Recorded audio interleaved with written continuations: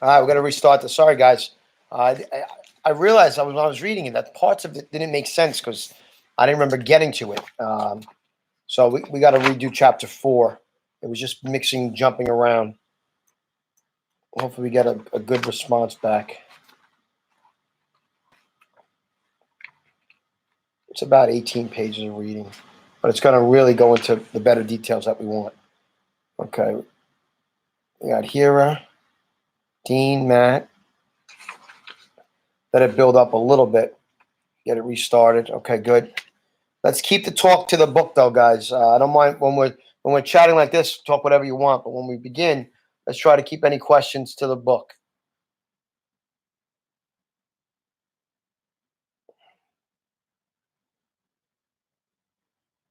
Okay, good. We're building up to 6 already. We got up to 11 last time. Very cool. Adonis is back. My buddy. Sorry, guys. Bree, I see. Hey, Bree. Ryan's back. Awesome. Sorry about that, guys. I don't know. The pages got fouled up somehow, and I've reorganized it. Well, I got a new book. I had 2 of them at home, thankfully. Christian, hey. Allison's back. Up to 8. I see Bree. I'm here. I see Isabella. I don't see Isabella. Isabella was there at the last one. After the bloody mess at Seward's mansion. Now we're going back a little bit. Maddie Johnson, I don't see yet. Okay. Back at Ford's Theater, the manhunt for Booth almost ended before it began when one man, an Army major, rose from his front row seat to pursue the assassin. The man was Joseph Stewart, long-legged at 6'5", decided to leap from the first row across the orchestra pit to the stage. In a few moments, he reached the stage and followed Booth into the wings. Stewart was the lone audience member who chased Booth. Much better, up to 10. Awesome, guys. Booth continued rushing through the wings of the stage and down the passageway, leading to the back door that opened to the alley. A few more seconds, and he would be in the saddle. The more immediate danger to Booth lay behind him. Stewart, following him down the passageway, was closing the distance between them with every stride. So now we're back to Booth at Ford's Theater. He's being chased by someone who was watching from the crowd. Somebody who realized it wasn't a joke, wasn't part of the script, that something dangerous was going on. He decided to chase after Booth. Remember, Booth is running with a broken ankle, too. Booth hoped that Ned Spangler or Johnny Peanuts stood on the other side of that door, still holding the rented horse. He burst through the alley door, sucked his lungs full of fresh air, and slammed it shut behind him. Booth spotted his horse standing quietly in the alley, just a few steps away. He eyed the man reclining on the bench near Ford's back wall and commanded, "Give me my horse, boy!" Booth pulled himself up onto the black-legged bay mare with a white star on her forehead and grabbed the reins. He balanced himself in the saddle. At that moment, spurred and pulled the horse in a tight circle away from Stewart. Stewart tried for the reins again, but Booth broke free and kicked the horse hard. The horse galloped down the alleyway, vanishing from sight. A new record here, up down to 11. We kicked somebody out. All right, so now Booth's on the horse. Johnny Peanuts was holding the horse. Stewart was chasing him. A little bit of a fight broke out. Booth broke out. Booth's on the horse all by himself. Booth rode to F Street at the end of the alley. No one blocked his way. He entered F Street and turned right. He had escaped Ford's Theater, barely. Could he escape Washington? Its streets filled with thousands of soldiers and loyal citizens, all there to celebrate the end of the Civil War. Booth rode past Herndon House, where just 2 hours ago he had met with his gang and dreamed of this moment. As he continued east on F, he approached 2 of Washington's greatest landmarks. To the left, the huge marble Palin's inaugural ball. To the right was the Marble office where hours ago Henry Clay Ford had picked up the letter that he handed to Booth on the front steps of the theater. Gaslight bounced off the slick, polished walls of both buildings. Booth galloped past, easy to get around, and that's where they were going. Few people saw him as he rode through downtown Washington. That was understandable. However, because Booth rode away from the crowds celebrating on Pennsylvania Avenue, Booth crossed the Capitol grounds, racing under the shadow of the Great Dome. He galloped toward the Navy Yard Bridge that led out of the city and into Maryland. Luck was with him that night. His hard riding kept him ahead of the news. As he approached the river, he slowed his horse to a trot. He saw guards ahead. Be natural, he thought. Don't arouse suspicion. I'm not sure why it's freezing for you guys, but when we're done, you can always go back and it should be a straight shot of it, of what's going on. Who knows? Maybe we're overloaded with the amount of people we're getting. Maybe we're not, it's not used to it. So, Booth is looking to get out of Washington. That's his goal. So now he approaches almost like a toll booth to get out of Washington because he's looking to get away, away, away. There's guards there, but they don't know Lincoln's been shot. Nobody knows anything. Nobody knows. To cross the bridge after dark, Cobb and the handful of men under his command prepared to challenge the rider. With the skill only an actor could manage under such stress, Booth prepared for a performance of a lifetime. He was going to talk his way across the bridge. This time, the time was between 10:35 and 10:45. This is what aggravates me, guys. Silas T. Cobb was working for the Army. The Army says, listen, because it's a war going on, nobody is allowed to cross into Washington or out of Washington after dark. It is at least 3 hours past dark. That means Booth should not be allowed to leave Washington. Who goes there? Cobb challenged. A friend, the actor replied. Perhaps Cobb would recognize the star and wave him across with a smile. No, no such luck. Where are you from? From the city, Booth replied. Cobb asked his destination. I'm going down home, down in Charles County. The sergeant noticed that the horse was wet with sweat and had been ridden hard. He claimed that he had started out of the city late so that the rising moon would light his way.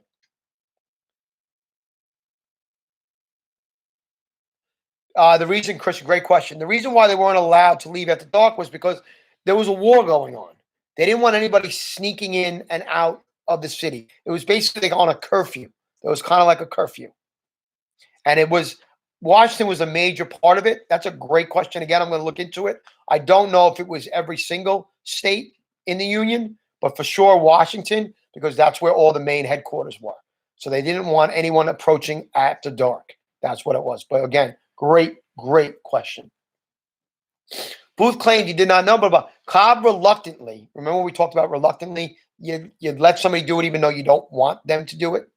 Cobb reluctantly agreed to let Booth pass. Now, to me, if I'm running the government, if I work for the FBI, I want to know why this guy, Cobb, let him through. Like, why would you break the law? You knew you weren't supposed to let anybody through, but or in or out, and you did. So obviously, he should be fired. Whatever happened to him, I don't know. I don't think even history knows. This was a lucky break for the assassin. If Cobb refused to let the actor cross the bridge, Booth had no other way out of the city. He could not turn back. He had to cross the river now. At this spot, into Maryland, open, isolated countryside waited for him on the other side of the bridge. There, he would be welcomed by friends. Armed with only a knife, he could not have fought the soldiers who blocked his way. Had Booth tried to sink him, but he let him through. Once over the bridge, Booth turned to see if his henchmen, David Herold, Lewis Powell, or George Azardot, followed in the distance. This was their escape route, too. Booth saw no one, neither friends nor pursuers behind him. From across the river, he saw a beautiful scene, a looming moon high over Washington, with the great dome glowing in the moonlight.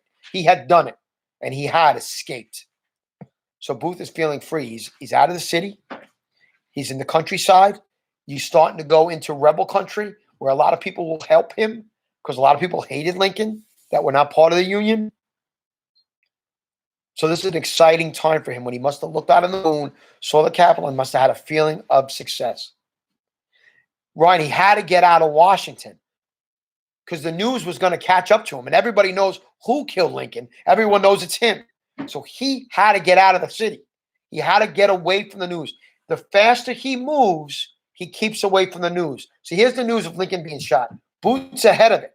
If he stops or gets stuck, the news will catch up to him, and then he goes to jail.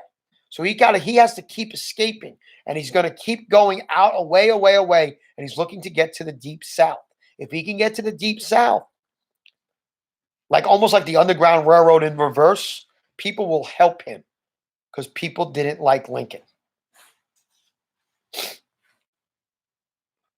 And remember, he's got a bad ankle, no money, and a knife. That's it. His life. Robinson showed Fanny the best way to slow the flow of blood from the wounds with cloths and water. If they could stop the bleeding until a doctor arrived, he might live. Within minutes, messengers arrived with the doctors who relieved Fanny and Sergeant Robinson. The doctors confirmed that despite their hideous appearance, the wounds were not fatal. Remember, Seward had his whole face sliced off. Skeleton, but you don't need it to live. If I took my cheek off, I'm still going to live. They had to stop the bleeding. That was the key. Adonis, Booth is looking to go to Virginia. That's where he's traveling to. He's looking to get out of Washington and into Virginia. I'm sorry, guys, if it's freezing on you. You can always go back and watch later. Within minutes, messengers arrived with the doctors who relieved Fanny and Sergeant Robinson's hideous appearance. Seward looked ghastly pale, corpse-like, but he would live. One doctor treated the others Powell had so viciously attacked: Sergeant Robinson, Fanny, Augustus, and Frederick Seward. As the night wore on, Fanny feared that Powell might return or other assassins might be lurking in the house. Imagine how scared she must be, seeing what just happened and what it must have done to her. Believe it or not, Christian, you're going to see pictures of Seward, and his face, one side of his face, when I show you, hangs lower than the other. So they did some surgery on him, but the surgery isn't like what it is today. So they did fix his face. See it when I show you a picture, it droops down real low. I'll see if I can find a picture of you before it ends today. One doctor treated the others. Powell had so viciously attacked Sergeant Robinson, Fanny, and Augustus. As the night wore on, Fanny feared that he'd be lurking in the house. Disobeying her mother, Fanny prowled from room to room, searching for hidden assassins. Finding none, she returned. Let me see if I can find a picture of Seward for you guys so you know what his face looked like. Poor man. I know I have a picture of him in this book. Where is this guy? Corbett. Oh, here we go. I think I got it. Give me a second. Is this him? Yeah. Okay, I'm going to show you a picture now. Let's see if you can see it. That's him. And if you look, you can see one cheek is lower than the other. And that's where he was viciously attacked. Crazy, right? Oof. And I agree, the poor man. All right, I don't want to lose my page now like I did last time. Okay, here we go. Goes there, Boots. Fanny feared, returned. Okay, here we go. Fanny returned to her father's bedside and sat with him. Weakly, Seward reassured his brave girl that she had done well this night. I guess here it doesn't look that bad. Adonis, Booth is going to Virginia because it's the South. Remember, he wants to go to the South. He wants to get away from the North. So Virginia is the first state he's gonna go to. That's he feels that he's going to know people that are going to protect him there. I think it looks pretty bad personally, but anyway. Okay. Weakly, Seward reassured his brave girl that she had done well that night. The Seward house grew quiet again. Everywhere she looked, Fanny saw signs of the horror that she and her family had just survived. She looked at herself, her hands, her arms, her long, pretty dress, all drenched in blood. She could not stop screaming. The president's box at Ford's Theater was also drenched in blood. No, he did have surgery. They stitched him up. That's how they got it. That's why it was done well. If it was done today, they would be perfectly done. They'd have a plastic surgeon do it. That didn't exist back then. Okay, so now we're going back to Ford's, where the president's box is covered with blood, obviously. Now, this gets a little gross as well, guys. I apologize. Mary Todd Lincoln stared at the president. He was still. His head hung low, his chin resting on his chest. She spoke to him, but he did not answer. Clara Harris saw Henry Rathbone, wild-eyed, staggering, and clutching his left arm with his right hand. He could not stop the flow of blood flooding over his hand. Booth's knife had penetrated deep. Clara attended to her fiancé's wound. Down in the audience, more than 1,500 people went wild. Some climbed up to the stage, asking the occupants of the president's box what had happened. Hundreds of people turned to friends, spouses, and strangers to ask, has the president been shot? Who was that man on stage? Was that a knife? What did he say? Half-crazed voices cried out, demanding vengeance. Kill the murderer! Hang him! Shoot him! Cut his heart out! Catch him! Don't let him escape! None of them realized that the assassin was already out the back door. The mood inside Ford's became dark, ugly, and menacing. Under the dim glow of the gaslights, people fled in panic. The voices grew louder until nearly all 1,500 of them created an angry roar. This was a mob. The only problem is, Booth's gone. They're angry now. They realize it now. They want to get John Wilkes Booth now. But he's gone. He's already on his way to Virginia. But it took them so long to realize what was going on that it was too late. But here's Lincoln now dead, dying in the theater. Sitting just a few yards from the door to the president's box, Dr. Charles Leal jumped up from his seat. Remember, Dr. Charles Leal was a 22-year-old Army vet doctor, only 22 years old, surgeon, that went to the play specifically, but he wanted to see Grant. Turns out he becomes the last doctor to take care of Lincoln. He made a direct run for the box, ignoring the aisles and jumping over chairs, blocking his route. He struggled to get into the box through the door, which was barred by a piece of wood, blocking it. Leal, not in his Union uniform, announced his rank and profession.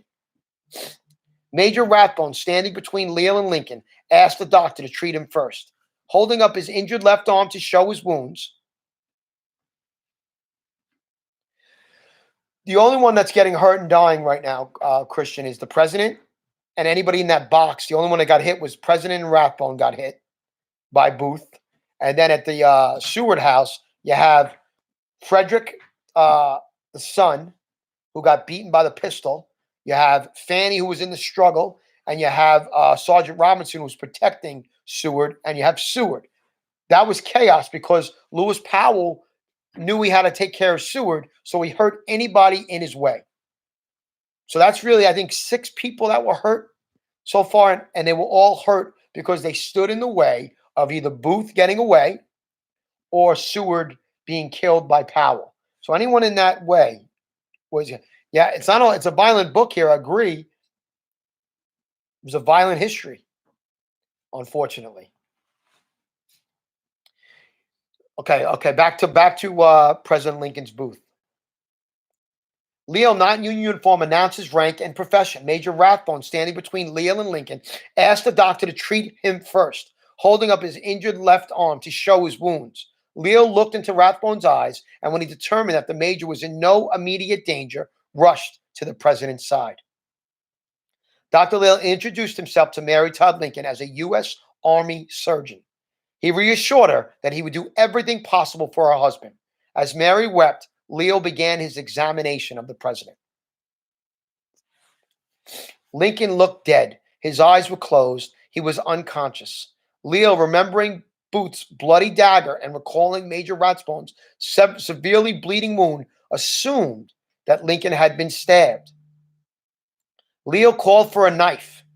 He had brought no surgeon's tools for a social night at the theater. If Lincoln had been stabbed, how could he stitch the wounds without needle and thread? Leo was handed a pocket knife. He cut open Lincoln's shirt and coat to examine him for knife wounds. But guys, we know that Lincoln wasn't stabbed. The doctor just thought he was because that's the only weapon he saw. And he saw Rathbone had the knife wound, but Lincoln was only shot with one bullet. There were none. There were no knife wounds. Then Leo lifted the president's eyelids, studied the pupils, and understood the seriousness of the wound. It was a brain injury. Leo weaved his hands gently through Lincoln's hair, and as he worked them thoroughly around his head, discovered that the hair was matted with blood. Leo's fingers probed for the source of the blood and found it behind the left ear, a neat, round hole about the diameter of a man's fingertip, clotted with blood, coagulated blood. Leo's heart sank. So it was at that moment, when he did the examination, he found the bullet hole, and he knew that there's no recovering from that. He's not dead yet. He will die. We know that he dies. History tells us that he dies. Hello to your puppy, Maddie. Yes, he does die. Very good, Dean. Very, very good. Leo just wants to keep him comfortable at this point. He knows that there's nothing. He's unconscious. He's like almost like in a coma state at this point.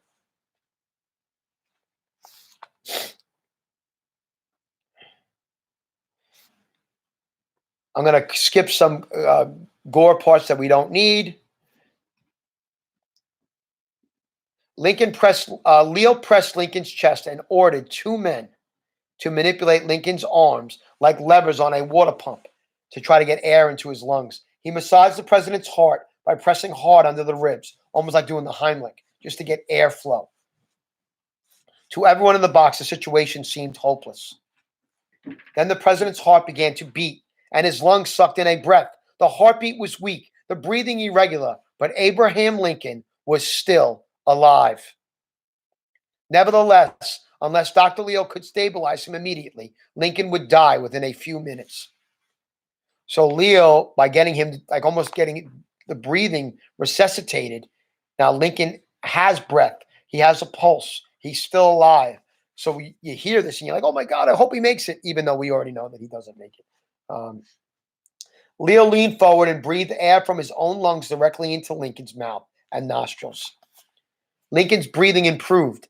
Leo paused, studied his patient's face for a moment, and placed his ear over Lincoln's chest. Amid the shrieks, moans, cries, and Mary Todd Lincoln's deep sobs, he listened. The doctor leaned back and saw the president's lungs filling on their own.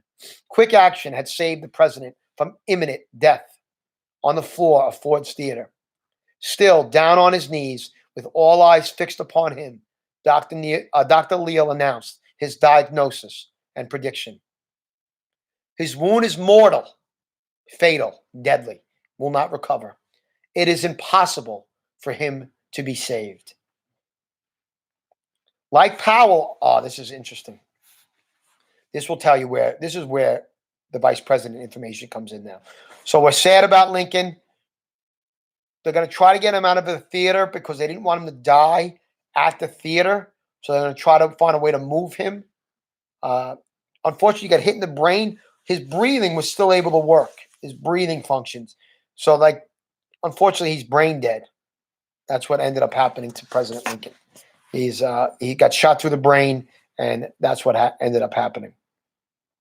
Like Powell on the night of April 4th, George Azardot was armed with a knife and a pistol, a 6-shooter revolver. His room at the Kirkwood House was one floor above Vice President Johnson's, alone and unguarded. Johnson had gone to his room for the night.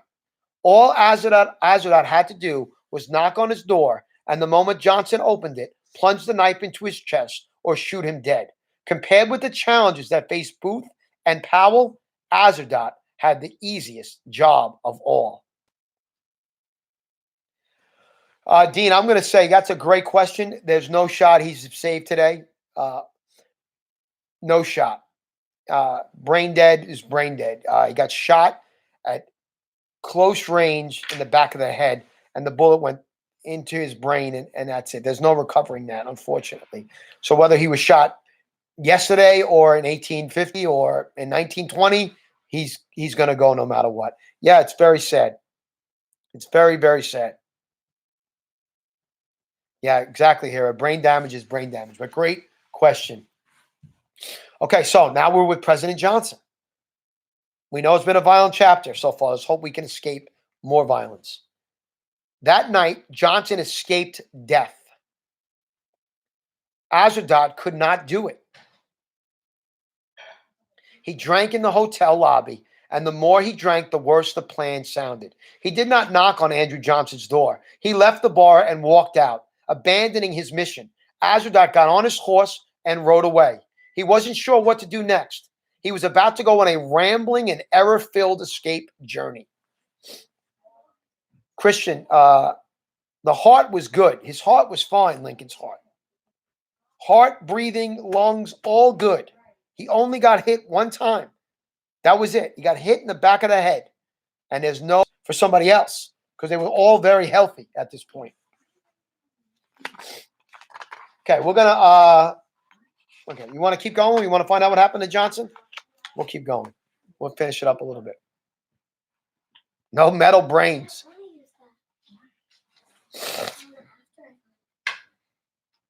Let's hope we can escape some violence. In the saddle, a few blocks from Ford's, David Harold celebrated his escape from the Seward house disaster.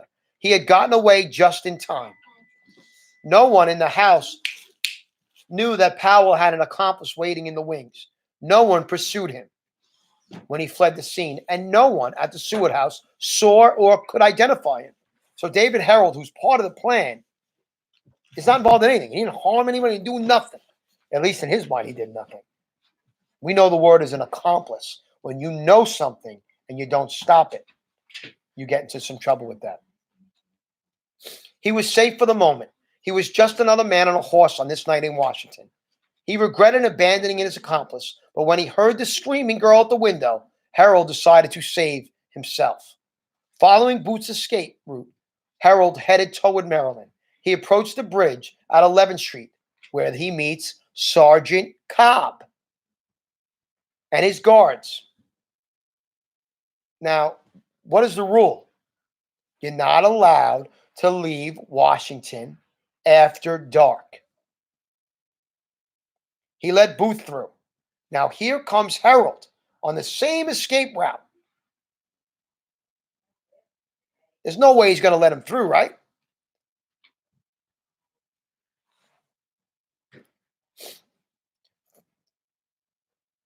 Sergeant Cobb and his guards did not want to let another man pass. Cobb challenged him and asked where he was going. Home, Harold answered. Cobb and Harold argued about whether he would be allowed to pass in violation of the nighttime curfew. Finally, without explanation, Sergeant Cobb waved Harold across the bridge. Matt, I can't tell what that question is. So now, okay, so we're going to end right there for today. We'll finish chapter 4 later. There's a lot to take in this chapter. So, yes, I agree here. I can't believe you let him through. We're going to stop there, though. It's been 30 minutes of you guys reading. I don't want you guys to be stuck with me this whole rainy afternoon. And I have to get ready to head to Cherokee. But we got a lot of stuff going on. Definitely an emotional chapter. I'm going to give you some questions about it. And I want to hear what your perspective is, what you think about it. This was awesome, the amount of people we had here online today.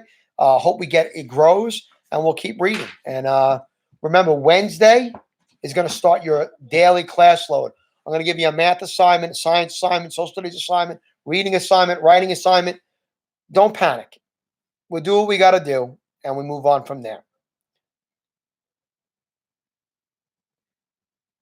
I'm just reading your questions. Oh, I miss you guys so much. I know you guys, I could just picture you guys in class and our discussions we'd be having right now. This is better than I thought it would be, though. So I'm happy about that. But I'm going to log off now. If you want to go back and listen to it, it's going to be saved. I'm going to post a link for you guys. All right, I'll talk to you soon. All right, guys. Love you. Bye.